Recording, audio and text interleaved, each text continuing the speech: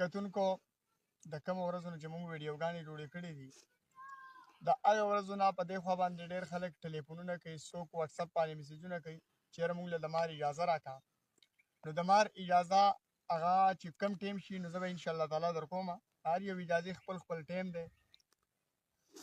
زه له اوس یو اجازه در کومه او بیا ورته وایم چې دا به انشاءالله تعالی کم کارونه کوي. لومبۍ راته زه دا خبره کومه چې کله تاسو ماسخوتن مونځ وکئ نو په ښي لاس کې به خاوره راوالی او په ښي لاس کې به یې ونیسئ. قبلې ته به مخکې 11 پیرې به قل اعوذ برب الفلق او 11 پیرې به قل اعوذ برب الناس، دا دواړه صورتونه 11 پیرې ووایئ. په هغې باندې به یې چوپ کئ او 3 پیرې به دا خبره وکړئ چې یا الله پاکه ستا څومره بندګان دي ما خاص ستا د رضا دپاره معاف کړي دي. بیا به دغه خاوره تاسو راواخلئ او د ښي طرف نه به شروع کئ، د خپل کور نه به یې چاپېره وچانګئ. دا خاوره چې تاسو وچانګئ نو ستاسو کور ته به زهریله څیز کو مار دی، کو لړم دی، کو زنځره، هر څه چې هغه د سره راځي نه.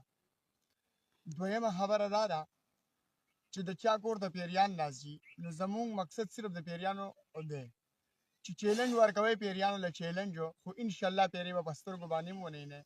دریم هغه خلک چې هغه وایي چې یاره موږ سره خطره ده موږ ته د شپې او مونږه، نو تاسو دا ووایئ انشاءالله تعالی او ما ته وایئ مو که چېرې کوم سړي ته نقصان ورسېدو په دغه شپه نو بلکل ما ته ویلی شئ چې یاره دا خبره ستا دروغ وه او دا داسې وه او دا داسې وه.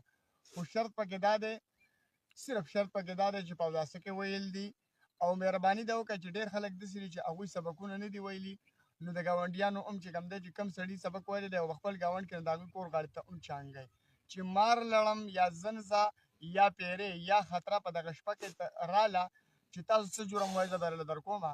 دویمه خبره دا ده چې بله خلک دا خبره کوي چې یاره داسې کار دی موږ له د مار د زهرو د ایستو اجازه راکړه. انشاءالله تعالی دا ټولې به زه تاسو له در کوم او انشاءالله تعالی څومره اجازې چې ما زده کړي دي دا مې انشاءالله د خپل رب سره وعده ده چې دا ټولې به زه تاسو له در کوم.